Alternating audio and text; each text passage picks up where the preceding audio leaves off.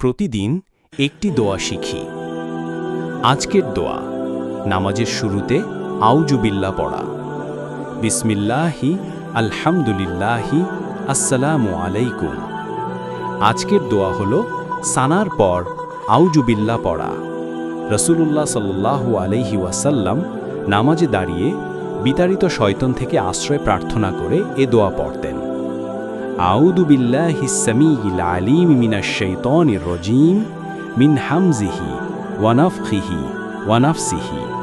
আমি শ্রবণকারী ও সর্বজ্ঞ আল্লাহর কাছে আশ্রয় চাই অভিশপ্ত শয়তান থেকে, তার কুমন্ত্রণার ধাক্কা থেকে, অহংকারের ফুঁ থেকে এবং কবিতার কুমন্ত্রণা থেকে।